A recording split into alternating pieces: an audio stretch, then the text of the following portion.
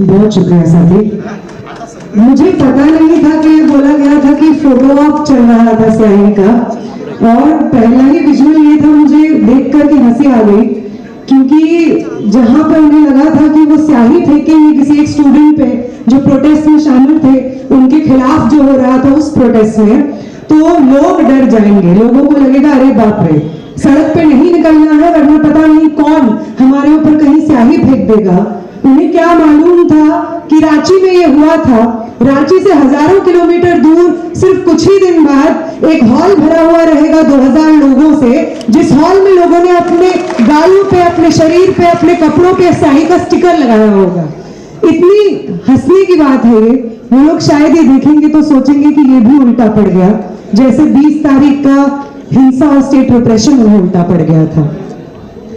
आप सब लोगों को मेरा जय भीम और लाल सलाम। बहुत बहुत शुक्रिया कि आप यहाँ पे मौजूद हैं, और मुझे यकीन है कि आप यहाँ पे इसलिए मौजूद नहीं है क्योंकि कोई एक व्यक्ति विशेष आ रहा था और आपको उसको सुनना चाहते थे।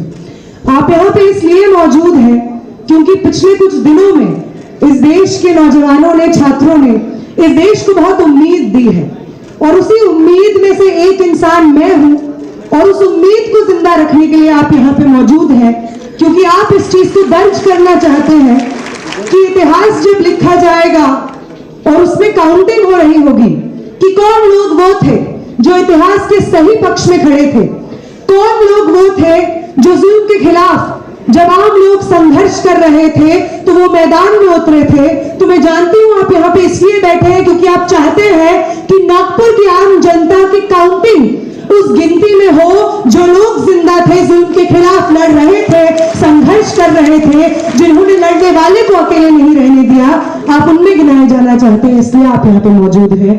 आपको बहुत शुक्रिया, आप सबको बधाई, जय भीम और इनकलाब जिंदाबाद।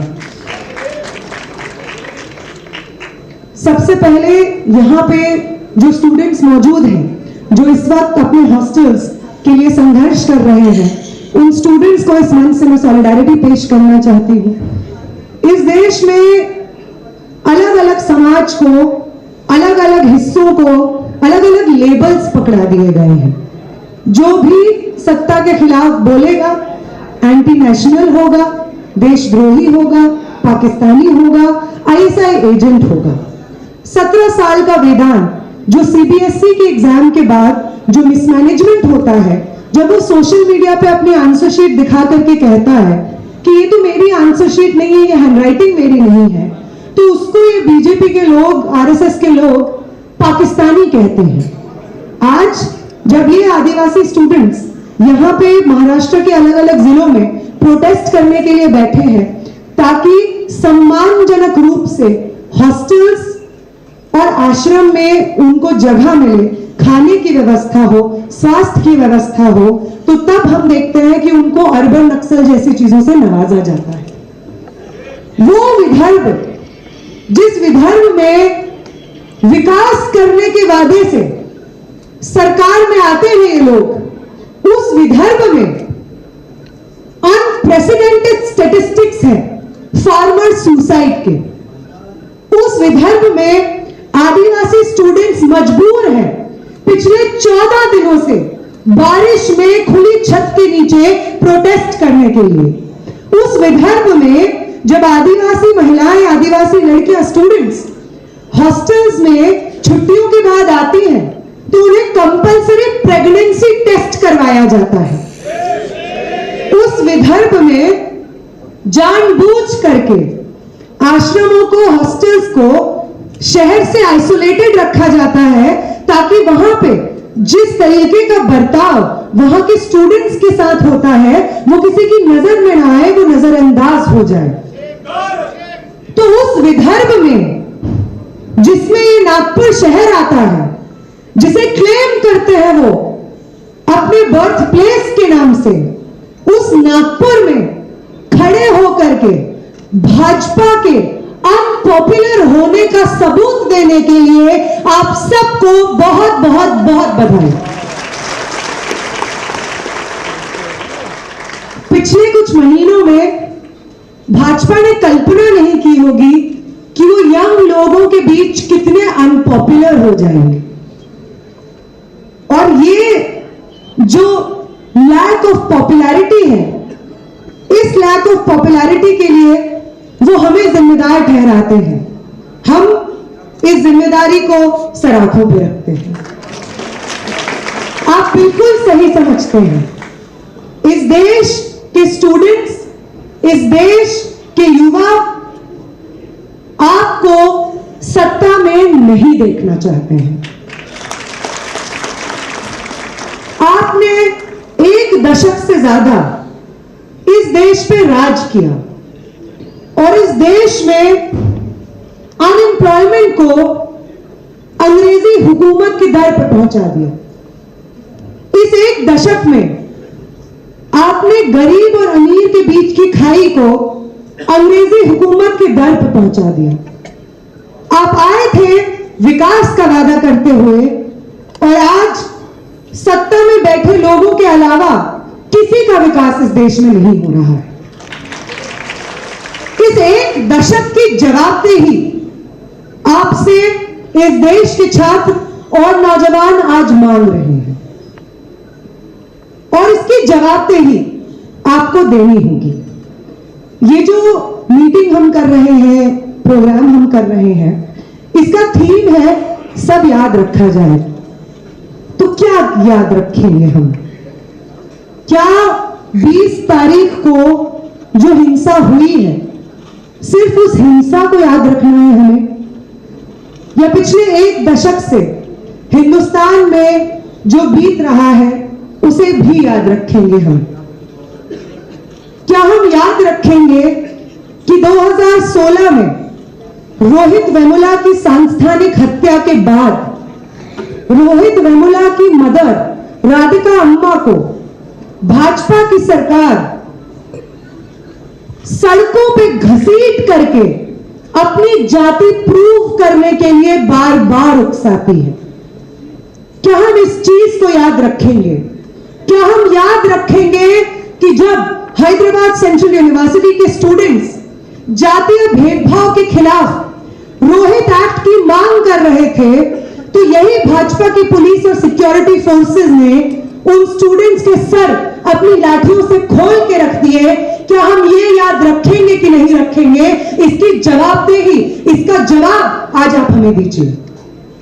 क्या 2016 में जिस जेएनयू, जिस जामिया मिलिया इस्लामिया के स्टूडेंट्स को क्रिमिनलाइज कर दिया, ये बोल दिया कि यूनिवर्सिटी में पढ़ने वाले स्टूडेंट्स इस देश के आगे आने वाली पीढ़ी को गर्व से हम नहीं मानेंगे, उन्हें टैक्स पेयर का पैसा चूसने वाला टर्माइट मानेंगे, ये डिक्लेयर कर दिया गया। और हमारे साथ पढ़ने वाले स्टूडेंट्स, हमारे क्लासमेट्स, हमारे दोस्तों को बार बार जेलों में डालने की कोशिश हुई। क्या हम ये याद रखेंगे? क्या हम ये याद रखेंगे कि यही महाराष्ट्र, जहां से न जाने भीमा कोरेगांव के केस में कितने प्रोफेसर्स, कितने एक्टिविस्टों को जेल में आज तक बंद करके रखा गया है, क्या हम इसको याद रखेंगे? क्या हम याद रखेंगे कि जब भाजपा सरकार को मन करता है, जैसे मन करता है, इस देश की नीतियों को बदल देते हैं? रातों रात एक डिक्लेरेशन होती है जिसमें वो कहते हैं कि कल से डिमोनेटाइजेशन लागू हो गया है और निकाल देते हैं पूरे आम हिंदुस्तान को सड़कों पे लाइनों में खड़े होने के लिए। उन लाइनों में न जाने कितने आम लोग अपनी जान लेने पे मजबूर हो जाते हैं, मर जाते हैं। उन जानों का हिसाब कौन देगा आखिर? हम देखते हैं 2019 में एक बहुत बड़ा इक्वल सिटीजनशिप का आंदोलन चलता है। उस इक्वल सिटीजनशिप के आंदोलन में जो जामिया के बाहर स्टूडेंट्स प्रोटेस्ट कर रहे होते हैं, उनके ऊपर टीयर गैस शेल्स फायर किए जाते हैं, गोलियां चलाई जाती हैं। और उसके विरोध में जब आम मुस्लिम महिलाएं अलग अलग कोनों में शाहीन बाग स्थापित कर देती हैं, तो उन्हें कहा जाता है कि 500 रुपए में बिकी हुई है ये औरतें। क्या इस जिल्लत को हम याद रखेंगे? क्या हम याद रखेंगे कि जब कोविड का लॉकडाउन लगता है तो जो भारी संख्या में मिसमैनेजमेंट सरकार की तरफ से होता है, उसके बाद जो यमुना में लाशें तैर रही होती हैं और उन लाशों की जवाबदेही जब जर्नलिस्ट और आम जनता सरकार से मांगती है, तो सरकार में बैठे लोग कहते हैं कि कोविड तो अंडर कंट्रोल है, कोई गैर जरूरी मौतें नहीं हुई है कोविड में। क्या हम इस जिल्लत को याद रखेंगे? क्या हम याद रखेंगे कि कोविड में रातों रात देश भर के मजदूरों को हजारों किलोमीटर चल करके अपने घर वापस जाने के लिए मजबूर किया था इस सरकार ने? ट्रेनों के नीचे आकर के पटरियों पे आराम कर रहे मजदूर मौत के घाट उतार दिए गए थे। क्या हम याद रखेंगे इस चीज को? क्या हम याद रखेंगे कि महाराष्ट्र में, झारखंड में, असम में हजारों एकड़ के जंगलों को अपने यार अडानी अंबानी के नाम करोड़ों के भाव में कर दिया था इन लोगों ने? क्या हम इसको याद रखेंगे?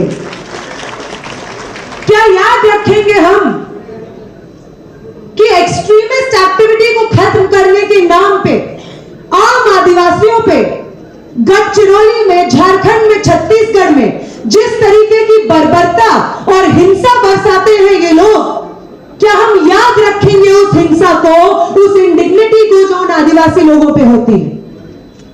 क्या हम याद रखेंगे उन किसानों को जिन्होंने 1 से ज्यादा साल दिल्ली के बॉर्डरों को अपना घर बनाया और 700 से ज्यादा किसान शहीद हो गए, और इस शहादत के बाद उन्होंने किसानों की मांगे फाइनली मानी? क्या हम उन किसानों की, 700 से ज्यादा किसानों की शहादत को याद रखेंगे कि नहीं याद रखेंगे? ये बात पूछी जा रही है। ये पूछा जा रहा है कि जब इस देश के यंग रेसलर्स, महिला रेसलर्स इंडिया गेट से लेकर जंतर मंतर पे यौन उत्पीड़न के खिलाफ बृजभूषण शरण को जेल में भेजने की बात कर रहे थे, तो ऊपर से लेकर के नीचे तक भाजपा के नेता लाइन में खड़े हो गए थे बृजभूषण शरण को डिफेंड करने के लिए। क्या हम इसको याद रखेंगे? क्या हम याद रखेंगे कि पिछले 1 दशक में हम सबको कायर बना दिया है इस सरकार ने, डरा दिया है इस सरकार ने? हिंदुस्तान की वो गौरवशाली विरासत जिसने हमें अशफाकुल्लाह खान दिया, भगत सिंह दिया, उस गौरवशाली विरासत को झुकला करके पिछले 1 दशक में हमें कन्विंस कर दिया इन लोगों ने कि आवाज नहीं उठानी होती है। दूसरों के लिए क्या, खुद के लिए भी नहीं आवाज उठानी होती है। क्या हम इस चीज को भूल जाएंगे कि अपने इतिहास के साथ गद्दारी करते हुए हमें कायर बना दिया इस हुकूमत ने? क्या हम इस चीज को भूल जाएंगे? तो अगर याद रखना है तो ये सब कुछ याद रखना होगा। जो लाठियां हम पे पड़ी, जो लाठियां हमारे दोस्तों पे पड़ी, जो लाठियां हमारे दोस्तों के बच्चों पे पड़ी, जो लाठियां ऐसे लोगों पे पड़ी जिनके नाम हम कभी नहीं जानेंगे, जिनके शहरों में हम कभी नहीं जा पाएंगे, अगर कुछ याद रखना है तो उन तमाम लोगों की शहादत, उन लोगों पे हुई हिंसा, उनके आंसू, उनके दर्द को याद रखना होगा। तब सही मायने में इस हिंदुस्तान में ये बात दर्ज होगी कि जो आज की पीढ़ी है, आज के जिंदा लोग हैं, वो हिसाब ले रहे हैं पिछले 1 दशक में हुई हिंसा और गैर बराबरी और जुल्म का। तो अगर खड़े होना है इतिहास के सही सिरे पे, अगर दर्ज होना है इतिहास के सही सिरे पे, तो दर्ज करना होगा हमें अपना प्रोटेस्ट, अपना संघर्ष इन तमाम जुल्म के खिलाफ। वो पूछते हैं हमसे कि क्या होता है? धर्मेंद्र प्रधान एक इंडिविजुअल है, धर्मेंद्र प्रधान चले गए तो आरएसएस के एक और व्यक्ति आ गए। क्या हासिल हुआ एक इंडिविजुअल के इस्तीफे से? ये हासिल हुआ कि रांची से लेकर के बिहार, बंबई से लेकर के नालसार और दिल्ली से लेकर के नागपुर, इन शहरों की, इन जगहों की जो सड़कें सूनी रह जाती थी जब कोई जुल्म होता था, वो सड़कें आज आबाद है आप जैसे आम लोग, यंग छात्रों से। ये कमाया है इस मूवमेंट ने, इस देश के यंग लोगों ने, छात्रों ने ये कमाया है कि जो पिछली पीढ़ी शायद ये सोचने लगी थी कि अब नहीं देख पाएंगे एक ऐसा हिंदुस्तान जहां लोग आजादी से सांस ले रहे होंगे, बेखौफ तरीके से अपनी बात रख रहे होंगे, नहीं देख पाएंगे ऐसा हिंदुस्तान जहां पे चार लोग एक साथ खड़े होकर के मुट्ठी तान करके जुल्म के खिलाफ जस्टिस, न्याय की मांग कर रहे होंगे। आज वही पीढ़ी कहती है हमें कि अब नहीं डर लगता है, क्योंकि लगता है कि देश का भविष्य सही हाथों में दिया हुआ है। ये हासिल है इस मूवमेंट का। और जो सबसे खूबसूरत चीज हासिल है इस मूवमेंट की, वो है सत्ता में बैठे लोगों का डर। किसी भी लोकतंत्र में आम जनता को सरकार से नहीं, सरकार को आम जनता के गुस्से, उसकी जवाबदेही से डर लगना चाहिए।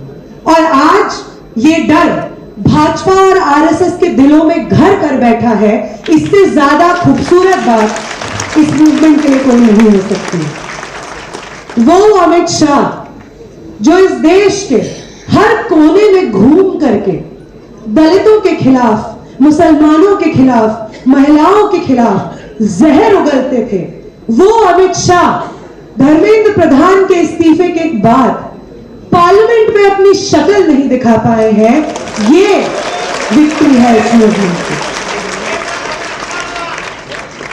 वो प्राइम मिनिस्टर जो नॉन बायोलॉजिकल होने का दावा करते थे, अपने 56 इंच के सीने के सामने अपनी तमाम नाकामयाबी को छुपाते थे, उस प्राइम मिनिस्टर को जेंजी की भाषा में बात करने के लिए 30-30 सेकंड की इंस्टाग्राम पे रील बनाने पे मजबूर किया है इस देश के युवा ने। ये कमाया है हमने इस मूवमेंट से। हमने ये कमाया है कि भाजपा तो छोड़िए, इनके आका जो है आरएसएस में, उसके चीफ मोहन भागवत जेंजी के साथ वार्ता नाम से प्रोग्राम चला करके यंग लोगों के बीच अपनी एक्सेप्टेबिलिटी तलाश करने पे मजबूर हो गए हैं। ये कमाया है इस मूवमेंट ने। जिस आरएसएस को गर्व होता था कि ये नागपुर तो हमारी जन्म की भूमि है, इस नागपुर में तो हम जो चाहे वो करेंगे, जिस नागपुर के दम पे, जिस विदर्भ के दम पे महाराष्ट्र की सत्ता पे कब्जा किया है, उस विदर्भ के लोग जो इस महफिल में मौजूद हैं, उन लोगों का धिक्कार मिला है महाराष्ट्र की सरकार को। ये कमाया है इस मूवमेंट की जीत से। क्योंकि हम नागपुर में हैं, तो हमारे प्रिय मित्र, वो लोग जो इस देश की रगों में नफरत और जहर दौड़ाने के लिए रिस्पॉन्सिबल है, उन लोगों के बारे में कुछ बातें करना बहुत जरूरी है। आज आरएसएस ये क्लेम करता है कि उससे ज्यादा राष्ट्रवादी संगठन कोई नहीं है। इनफैक्ट क्या राष्ट्रवाद होगा और क्या नहीं होगा, ये भी आरएसएस डिसाइड करेगा। क्या है उनका राष्ट्रवाद? उनका राष्ट्रवाद ये है कि जब एक मुस्लिम दंपत्ति हिंदुस्तान का झंडा डिजाइन करके, पहले झंडे को सिल करके दिल्ली के एक दर्जी, एक दुकान में सिल करके तैयार कर रहा था, तब दूसरी तरफ आरएसएस के माउथ पीस से ये लिखा जा रहा था कि हिंदू तो 3 रंग को शुभ नहीं मानते हैं, इसलिए इस देश के हिंदू इस तिरंगे को कभी स्वीकार नहीं करेंगे। यह है आरएसएस का राष्ट्रवाद। आरएसएस का राष्ट्रवाद यह है कि आजादी के कई दशक बाद तक आरएसएस ने अपने हेडक्वार्टर्स पे हिंदुस्तान का तिरंगा नहीं लहराया था। यह राष्ट्रवाद है।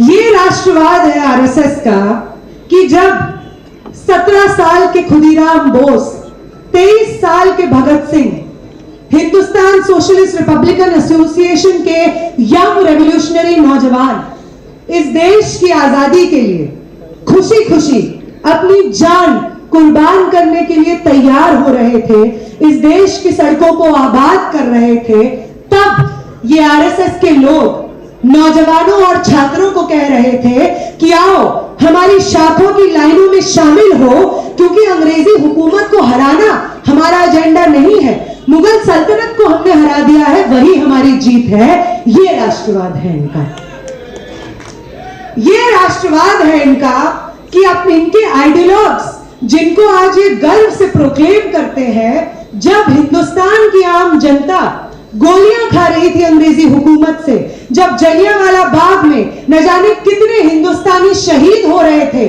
जनरल डायर की तोपों से, तब ये आम लोग और इनके आइडियोलॉग अंग्रेजों से पेंशन लिया करते थे। ये राष्ट्रवाद है इनका, ये राष्ट्रवाद है इनका कि पंसारे जैसे, गोविंद पंसारे जैसे रेवोल्यूशनरीज और सोशल रिफॉर्मर्स, गोविंद पंसारे जैसे साथी, नरेंद्र दाभोलकर जैसे साथी, गौरी लंकेश जैसे साथियों को जिन लोगों ने गोली मार करके हत्या कर दी, उन लोगों का इन्वेस्टिगेशन में बार बार अगर किसी संगठन से लिंक पाया जाता है तो वो इनका संगठन होता है जिससे लिंक पाया जाता है। ये राष्ट्रवाद है इनका, ये राष्ट्रवाद है इनका कि वो स्टैन स्वामी जो इस देश के आदिवासियों के बीच में अंधश्रद्धा के खिलाफ प्रचार करते थे, साइंटिफिक टेम्परामेंट और शिक्षा की बात करते थे, उस स्टैन स्वामी को 80 से ज्यादा साल के बुजुर्ग को अपनी जेलों में बंद करके उनकी जान ले ली इनके सिस्टम में। ये राष्ट्रवाद है इनका, ये राष्ट्रवाद है इनका कि जब आम लोग जंतर मंतर पे पेपर लीक के खिलाफ प्रोटेस्ट कर रहे थे और शिक्षा मंत्री का इस्तीफा मांग रहे थे, तो आरएसएस के केरला के एक आइडियोलॉग कहते हैं कि जंतर मंतर पे जो औरतें हैं रेपिस्ट मेंटालिटी की हैं, उनका रेप होना चाहिए। ये है इनका राष्ट्रवाद, ये राष्ट्रवाद है इनका कि जिस शिवाजी को ये अपना आइकॉन मान करके देश भर में वोट कमाते हैं, महाराष्ट्र में वोट कमाते हैं, उसी शिवाजी के एंटी कास्ट, एंटी कम्युनल इतिहास से गद्दारी करते हैं। ये राष्ट्रवाद है इनका, ये राष्ट्रवाद है इनका कि जब अंबेडकर इस देश में संघर्ष कर रहे थे ताकि इस देश की पिछड़ी जाति के, पिछाड़ दी गई जातियों के, महिलाओं के अधिकार के लिए इस देश में जगह हो, शिक्षा में उनके लिए जगह हो, प्रॉपर्टी में उनके लिए जगह हो, तो तब ये लोग उनके खिलाफ प्रदर्शन किया करते थे, रामलीला मैदान भर दिया करते थे। ये आरएसएस है, ये राष्ट्रवाद है इनका। वो लोग जो आजादी के आंदोलन में, संघर्ष में कभी शामिल नहीं रहे, लेकिन मोहनदास करमचंद गांधी की हत्या करने में जिस इंसान का जिम्मेदारी रहता है, वो रहता है इनके संगठन से। ये राष्ट्रवाद है इनका। तो वो नागपुर, जिस नागपुर से वो अपना बर्थ डिराइव करते हैं, हमसे जब पूछा गया था जंतर मंतर पे जिस दिन इस्तीफा आया था धर्मेंद्र प्रधान का, तो हमसे पूछा गया आप क्या चाहेंगे, कैसे याद किया जाए इस मूवमेंट को इतिहास में। तो हमने एक बात कही थी कि हम चाहते हैं कि जंतर मंतर के इस मूवमेंट की जीत को भाजपा और आरएसएस के इस देश में कब्जे के अंत के शुरुआत के रूप में याद किया जाए। ये महाराष्ट्र, एक्चुअली में आपको मालूम होगा, इस महाराष्ट्र में एक FTII है, film and technical institute of India.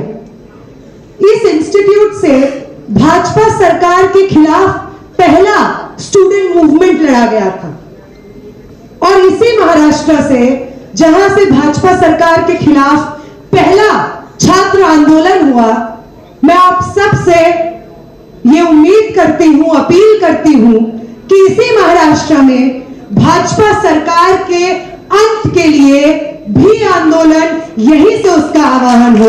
मैं आप सबसे इस चीज की अपील करती हूं। जिस महाराष्ट्र ने भाजपा के खिलाफ पहला स्टूडेंट प्रोटेस्ट दिया हमें, वही महाराष्ट्र भाजपा के अंत के लिए एक स्टूडेंट मूवमेंट, यूथ मूवमेंट खड़ा करे। इस चीज की उम्मीद के साथ मैं नागपुर आई, पुणे गई, बंबई गई, और मैं उम्मीद करती हूं कि आप नागपुर के लोग जिन्हें आरएसएस ने ये लालछन सौंप दिया है कि धोइए इस दाग को, कि यहीं से आरएसएस की शुरुआत हुई थी, मैं उम्मीद करूंगी कि आप नागपुर के लोग इस दाग को, इस कलंक को अपने ऊपर से मिटा देंगे और साबित करेंगे कि ये नागपुर किसी आरएसएस का गढ़ नहीं है। अगर ये नागपुर किसी चीज का गढ़ है तो वो लोकतंत्र का गढ़ होगा, वो संविधान का गढ़ होगा, वो जुल्म के खिलाफ न्याय की आवाज का गढ़ होगा।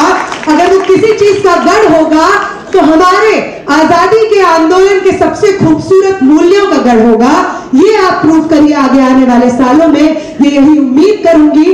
और आखिरी बात कि आज मुझे बार बार बोला ऑर्गेनाइजर्स ने कि बहुत इजीली नहीं आते हैं नागपुर में इतने बड़े संख्या में लोग, क्योंकि जैसे बाकी देश में हुआ है यहाँ पे भी हुआ है कि लोग अपने अपने छोटे हिस्सों में कुछ कुछ करते हैं, खुश हो जाते हैं।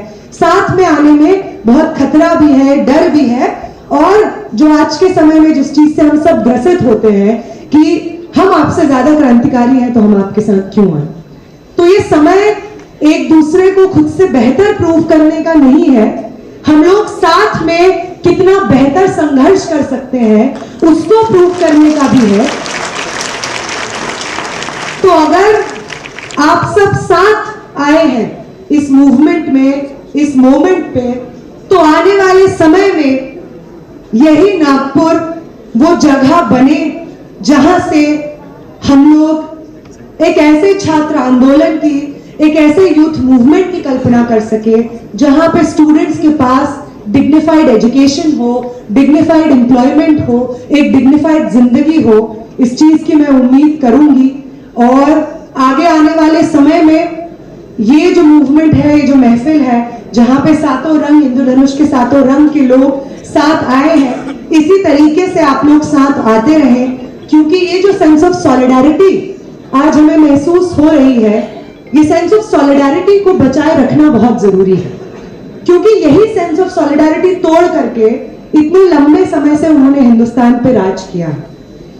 वो बार बार आपको कहेंगे कि आपके बगल में जो खड़ा है, आपके साथ जो आप ही की बात कह रहा है, उसका धर्म आपसे अलग है। वो कहेंगे आपको कि उसकी जाति आपसे अलग है। वो कहेंगे आपको कि वो जो भाषा बोलता है वो भाषा आपसे अलग है। वो जिस क्षेत्र से आते हैं वो क्षेत्र आपसे अलग है। और इसलिए बार बार 5 साल में एक बार आएंगे और आपसे जाति, धर्म, लिंग, भाषा, क्षेत्र, इन तमाम रिश्तों को जबरदस्ती जोड़ने की कोशिश करेंगे।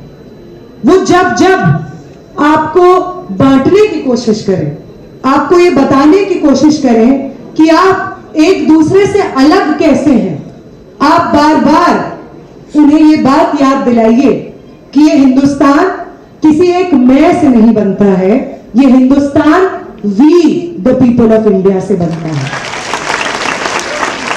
और ये we the people of India है जिनके लोकतंत्र में आप राज कर रहे हैं। और ये we the people of India अब चाहते हैं कि आप कुर्सी छोड़िए, क्योंकि ना आपसे कुर्सी संभल रही है, ना ये देश संभल रहा है। तो we the people of India आपसे विनम्रता से अपील कर रहे हैं कि आप सत्ता से या तो रवाना हो जाइए, या आगे आने वाले समय में आपको न सिर्फ पार्लियामेंट से बल्कि अपने दिलों से, अपने ऑफिसेस से, अपने घरों से, अपने मोबाइल स्क्रीन से हम अलविदा कहने वाले हैं। बहुत बहुत शुक्रिया कि आप इतने लंबे समय तक इतने पेशेंटली मुझे सुनते रहे। और आगे आने वाले समय में, सालों में बार बार हमें हमारे अंदर इस सेंस ऑफ सॉलिडारिटी को रिवाइव करने की मांग आएगी, क्योंकि आने वाला भविष्य हमसे बहुत कुछ मांगने वाला है। ये भविष्य बार बार आपसे कहेगा कि आपको आगे आना होगा, जोखिम उठाना होगा, हिम्मत दिखानी होगी और आपको बार बार भविष्य के इस चैलेंज के सामने खड़ा होना है इसी हिम्मत और सॉलिडारिटी के साथ। अगर भविष्य और इतिहास के ये जो चैलेंज के सामने हम कमजोर पड़ जाते हैं तो वो देश हमारा जिसको बिखेरने की पूरी कोशिश कर रहे हैं ये लोग, जद्दोजहद में लगे हुए हैं ये लोग, उस देश को समेटने का हमारे पास ये आखिरी मौका भी हमारे हाथ से चले जाएगा। तो आगे आने वाले भविष्य के हर संघर्ष में सॉलिडारिटी के लिए आप सबको ऑल द वेरी बेस्ट। मैं उम्मीद करूंगी कि वो देश की सड़कें, जिस देश की सड़कों से हमें इस सॉलिडारिटी का प्रमाण देना है, उस देश की सड़कों पे हम भी रहेंगे, आप भी हमें मिलिए और एक साथ हम लोग इस देश को फिर से कैसे आबाद किया जाता है इसकी परिभाषा लिखेंगे। वो जुल्म लिखते रहें, हम संघर्ष लिखते रहेंगे, वो हमें बांटते रहें, हम एक दूसरे का हाथ थामते रहेंगे, वो इस देश के संविधान को कुचल करके मनुस्मृति की बात करते रहे हैं, हम बार बार इस देश के संवैधानिक मूल्यों की बात करते रहेंगे और वापस एक लोकतांत्रिक सेक्युलर सोशलिस्ट रिपब्लिक इस देश में हम लोग बनाएंगे। इनकलाब जिंदाबाद।